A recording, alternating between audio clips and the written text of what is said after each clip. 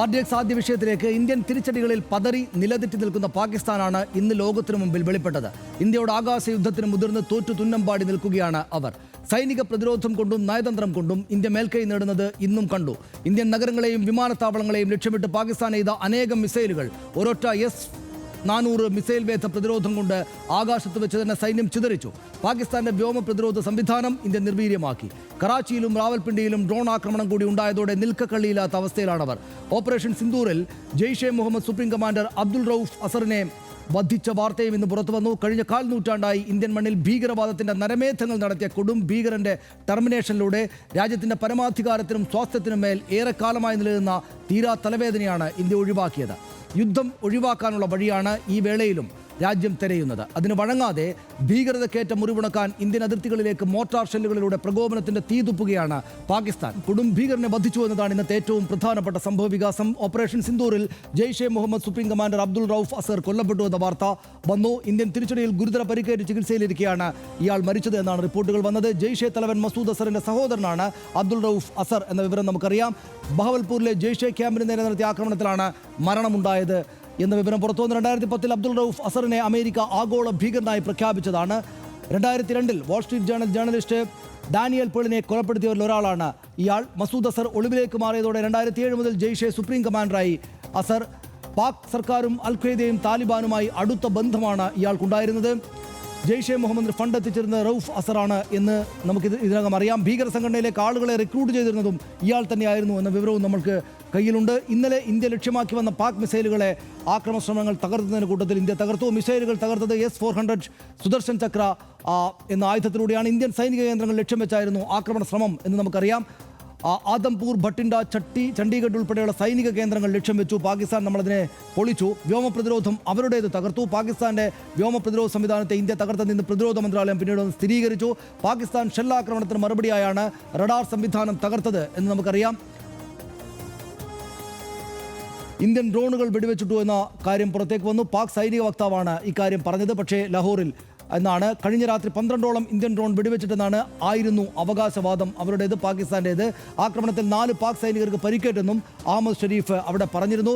പാക് സൈനിക വക്താവിൻ്റെ അവകാശവാദം അന്താരാഷ്ട്ര മാധ്യമങ്ങളോട് സംസാരിക്കവെയായിരുന്നു എന്നും നമ്മൾ അറിഞ്ഞു. ഇന്ത്യക്കെതിരെ അൽ ഖ്വയ്ദ ഇന്ന് രംഗത്ത് വന്നിരുന്നു. പാകിസ്ഥാനിലെ ആക്രമണങ്ങൾക്ക് തിരിച്ചടി നൽകുമെന്ന അൽ ഖ്വയ്ദയുടെ പ്രസ്താവന ഇന്ന് രാവിലെയാണ് വന്നത്. പഹൽഗാമിന്റെ പേരിൽ നടത്തുന്ന ആക്രമണത്തിന് തിരിച്ചടി നൽകുമെന്നുമായിരുന്നു അവരുടെ ഭീഷണി. റാവൽപിണ്ടി ക്രിക്കറ്റ് സ്റ്റേഡിയത്തിന് നേരെ ഡ്രോൺ ആക്രമണം എന്ന റിപ്പോർട്ട് പുറത്തു വന്നു. PSL മത്സരത്തിന് മണിക്കൂറുകൾക്ക് മുമ്പാണ് ഈ ആക്രമണം ഉണ്ടായത്. പ്രതിരോധത്തിന് ഇന്ത്യ നിർബന്ധിതരായതാണെന്ന് കേന്ദ്ര വിദേശകാര്യ സെക്രട്ടറി ഇന്ന് നടത്തിയ വാർത്താ സമ്മേളനത്തിൽ പറഞ്ഞു. TRFനെ കുറിച്ച് ഇന്ത്യ ഐക്യരാഷ്ട്രസഭയ്ക്ക് വിവരം നൽകി എന്ന് നേരത്തെ തന്നെ നൽകി എന്നവർ പറഞ്ഞു. പാക് ഷെല്ലാക്രമണത്തിൽ 3 സ്ത്രീകളും 5 കുട്ടികളും അടക്കം 16 മരണമെന്നുണ്ടായി എന്ന ദുഃഖകരമായ കാര്യവും കൂടി അവർ സ്ഥിരീകരിച്ചു. തീവ്രവാദത്തിന്റെ പ്രഭവ കേന്ദ്രം പാകിസ്ഥാനാണെന്ന് നേരത്തെ മുതൽ തെളിവുകളുണ്ട് എന്ന് വിക്രം മിശ്രി പറഞ്ഞു. പാകിസ്ഥാൻ നമ്മുടെ സൈനിക കേന്ദ്രങ്ങൾ അടക്കം തകർക്കാൻ പദ്ധതിയിട്ടിരുന്നു എന്ന് അദ്ദേഹം സൂചിപ്പിച്ചു. കേണൽ സോഫിയ ഖുറേഷിയും വിംഗ് കമാൻഡർ വ്യോമിക സിംഗും തന്നെയാണ് ഇന്നത്തെയും വാർത്താ സമ്മേളനത്തിൽ അദ്ദേഹത്തോടൊപ്പം പങ്കെടുത്തത്. സാധാരണക്കാരെ ഓപ്പറേഷൻ സിന്ദൂർ അപകടത്തിലാക്കിയിട്ടില്ല എന്ന് രാജ്നാഥ് സിംഗ് പറഞ്ഞു. ഓപ്പറേഷൻ സിന്ദൂറിൽ സൈന്യം അത്യാധുനിക ആയുധങ്ങളാണ് ഉപയോഗിച്ചത് എന്ന് അദ്ദേഹം തന്നെയും പറഞ്ഞു. ഓപ്പറേഷനിൽ പാകിസ്ഥാൻ അകത്ത് ചെന്ന് ഭീകര കേന്ദ്രങ്ങൾ തകർത്തു എന്ന് അദ്ദേഹം പറഞ്ഞു. ഹൈടെക് ആയുധങ്ങളാണ് ഉപയോഗിച്ചത്, അതുവഴി മറ്റു നാശനഷ്ടങ്ങൾ കുറക്കാനായി എന്ന് അദ്ദേഹം പറഞ്ഞു. ഭീകരവിരുദ്ധ പ്രവർത്തനത്തിന് പൂർണ്ണ പിന്തുണയാണെന്നാണ് രാഹുൽ ഗാന്ധി പറഞ്ഞത് സർവകക്ഷി യോഗത്തിൽ. കേന്ദ്ര സർക്കാർ ഓപ്പറേഷൻ സിന്ദൂറിനെ കുറിച്ച് സർവകക്ഷി യോഗത്തിനകത്ത് വിശദീകരിച്ചു. രഹസ്യ സ്വഭാവമുള്ള വിവരങ്ങൾ ചർച്ച ചെയ്യാൻ തയ്യാറായില്ല എന്ന് അദ്ദേഹം പറഞ്ഞു. പ്രതിപക്ഷം സർക്കാരിനൊപ്പമാണ്. സൈന്യത്തിന്റെ മനോവീര്യം കെടുത്തുന്ന തീരുമാനങ്ങൾ ഉണ്ടാകരുത് എന്ന് പ്രതിപക്ഷം സർക്കാരിനോട് ആവശ്യപ്പെട്ടു. ഒന്നിച്ചു നിൽക്കണമെന്ന് പ്രധാനമന്ത്രിയുടെ സന്ദേശം സർവകക്ഷി യോഗത്തിന് മുമ്പാകെ വായിച്ചു. യോഗത്തിൽ പ്രധാനമന്ത്രി പങ്കെടുത്തില്ലെങ്കിലും സന്ദേശം മറ്റ് മന്ത്രിമാർ വായിക്കുകയായിരുന്നു. അതൃപ്തിയുമായി ഖാർഗെ വന്നു. സർവകക്ഷി യോഗത്തിൽ മോദി പങ്കെടുക്കാത്തതിൽ ഖാർഗെക്കും കോൺഗ്രസിനും CPM-നും എല്ലാം അതൃപ്തിയുണ്ട്. പ്രത്യേക സാഹചര്യം പരിഗണിച്ച് ആരെയും വിമർശിക്കുന്നില്ല എന്നും ഖാർഗെ പക്ഷേ പിന്നീട് സംസാരിച്ചപ്പോൾ പറഞ്ഞു. UN ഇടപെട്ടു.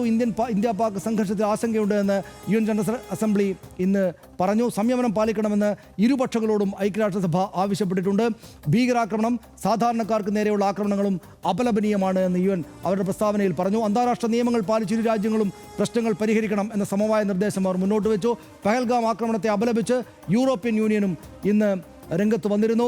ഭീകരവാദത്തിന് ന്യായീകരണമില്ല, ഉത്തരവാദികളെ നിയമത്തിന് മുന്നിൽ കൊണ്ടുവരണം എന്ന് UN പറഞ്ഞു. യൂറോപ്യൻ യൂണിയൻ പറഞ്ഞു. സ്വന്തം പൗരന്മാരെ സംരക്ഷിക്കാൻ ഏതൊരു രാജ്യത്തിനും അവകാശമുണ്ട് എന്ന് യൂറോപ്യൻ യൂണിയൻ പറഞ്ഞതും നമ്മൾ കേട്ടു. ഇരു രാജ്യങ്ങളും സംയമനം പാലിച്ച് ചർച്ച നടത്തണമെന്നും യൂറോപ്യൻ യൂണിയൻ ഇരു രാജ്യങ്ങളോടും ആവശ്യപ്പെട്ടു.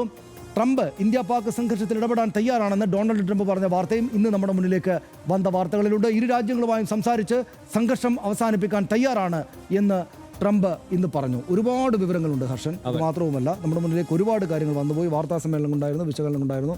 നമുക്ക് സമയം കുറവാണ്. ഇന്ന് നമ്മൾ വൈകിയാണല്ലോ തുടങ്ങിയത്. ഏത് നിലക്കാണ് ഇന്നത്തെ സംഭവവികാസങ്ങൾ ആകെ സംഗ്രഹിക്കാനാകുക? അതായത് ഈ പുതിയ കാലത്ത് സംഭവിച്ചതിനപ്പുറത്ത് 2008 ആക്രമണത്തിന് ശേഷം, അതായത് മുംബൈ ഭീകരാക്രമണത്തിന് ശേഷം ഇന്ത്യ ആലോചിച്ചിരുന്നു ഈ കേന്ദ്രങ്ങളെല്ലാം ആക്രമിക്കുന്നതിനെക്കുറിച്ച്. അതേക്കുറിച്ച് അന്നത്തെ ദേശീയ സുരക്ഷാ ഉപദേഷ്ടാവ് ശിവശങ്കർ മേനോനാണ്, നമുക്കറിയാമല്ലോ. അപ്പോൾ അദ്ദേഹത്തിൻ്റെ ഒരു പുസ്തകമുണ്ട്, choice inside the making of India's foreign policy എന്ന പുസ്തകം. ആ പുസ്തകത്തിൽ അദ്ദേഹം പറയുന്നുണ്ട് എന്തുകൊണ്ടാണ് അന്ന് ആക്രമിക്കാതിരുന്നത് എന്ന്. അന്നേ ആക്രമിക്കാൻ ആലോചിച്ച സ്ഥലങ്ങൾ ഏതൊക്കെയാണെന്നറിയാമോ? ഈ ജെയ്ഷെ മുഹമ്മദിൻ്റെ ഇപ്പോൾ ഈ ഭാവൽപൂരിലുള്ള ഇതേ കേന്ദ്രം ആക്രമിക്കുന്നതിനെ കുറിച്ചാണ് അന്ന് ആലോചിച്ചത്. കൃത്യമായ ഇപ്പോൾ നമ്മൾ ഈ പറഞ്ഞു പോകുന്ന എല്ലാ കേന്ദ്രങ്ങളിലും ആക്രമണം നടത്താൻ അന്നേ ആലോചനയുണ്ട്. അതായത് അന്നും ഇവരുടെ ഈ സങ്കേതങ്ങൾ അവിടെ പ്രവർത്തിക്കുന്നുണ്ട്. 2000 മുതൽ ഈ കേന്ദ്രങ്ങൾ, ഭീകരവാദ കേന്ദ്രങ്ങൾ അവിടെ പ്രവർത്തിക്കുന്നുണ്ട്. പക്ഷേ അന്നത്തെ സാഹചര്യം മറ്റൊന്നായിരുന്നു. കാരണം 2008 എന്ന് പറയുന്നത് ലോകം വലിയ സാമ്പത്തിക മാന്ദ്യത്തിലൂടെ കടന്നു പോവുകയായിരുന്നു. ഒരു യുദ്ധത്തിലേക്ക് പോയാൽ ചിലപ്പോൾ പിടിച്ചു നിൽക്കാൻ പറ്റാത്തവരും എന്നുള്ള ഒരു സാഹചര്യം അവിടെ ഉണ്ടായിരുന്നു. കയറി ആക്രമിക്കാൻ അന്നും ആലോചിച്ചതാണ്. അപ്പോൾ മറ്റൊരു തരത്തിൽ, നയതന്ത്ര തലത്തിൽ ഈ വിഷയത്തെ കൈകാര്യം ചെയ്യാം. മറ്റു രാജ്യങ്ങൾക്ക് മുന്നിൽ ഇന്ത്യക്ക് മേൽ നടന്ന ഈ ഭീകരാക്രമണത്തെ കൃത്യമായി അവതരിപ്പിക്കാനും ദീർഘകാലത്തേക്ക് ഭീകരാക്രമണത്തിനെതിരായ ഒരു സംവിധാനം രൂപപ്പെടുത്താനും ശ്രമിക്കാമെന്നായിരുന്നു അന്നത്തെ തീരുമാനം. അന്ന് ഈ ആക്രമിക്കണമെന്നുള്ള നിലപാടെടുത്തയാളാണ് ശിവശങ്കർ മേനോൻ. അത് വിദേശകാര്യമന്ത്രി അടക്കം ആക്രമിക്കാം എന്നുള്ള നിലപാട് ആ ഘട്ടത്തിൽ കൈക്കൊള്ളുകയും, പക്ഷേ മൻമോഹൻ സിംഗ് അടക്കമുള്ളവർ, അന്നത്തെ സാമ്പത്തിക സാഹചര്യത്തെ വെച്ചിട്ടാണല്ലോ ഒരുപക്ഷെ സ്വാഭാവികമായും മൻമോഹൻ സിംഗ് അടക്കമുള്ളവർ കാര്യങ്ങളെ വിലയിരുത്തുക. ആ സമയത്ത് ആക്രമിക്കുന്നതിനപ്പുറം ദീർഘമായ ഒരു പദ്ധതി ഇടുക. ആ പദ്ധതി എന്നത് ലോകത്തെ മുഴുവൻ ഈ ഭീകരർ എവിടെയുണ്ടെന്നും ഇവർക്കുള്ള പിന്തുണ പാകിസ്ഥാൻ കൊടുക്കുന്നുണ്ടെന്നും ഉള്ള ബോധ്യത്തിലേക്ക് എത്തിക്കുക. അതിനുശേഷം അവസരം ഉണ്ടാവുമ്പോൾ കൃത്യമായി പ്രതികരിക്കുക എന്നത്. എനിക്ക് തോന്നുന്നത് നമ്മളിപ്പോൾ പെട്ടെന്നുള്ള ഒരു നടപടി എന്നതിനപ്പുറത്ത് ആ സൂക്ഷ്മമായ വിലയിരുത്തലിൻ്റെയും ആ കരുതലോടെയുള്ള നീക്കങ്ങളുടെയും തുടർച്ചയായി നടന്ന ആക്രമണം, അതായത് ഇന്ത്യ ഇതിനുവേണ്ടി ഒരു ദീർഘകാല പദ്ധതി തന്നെ ഇട്ടിരുന്നു.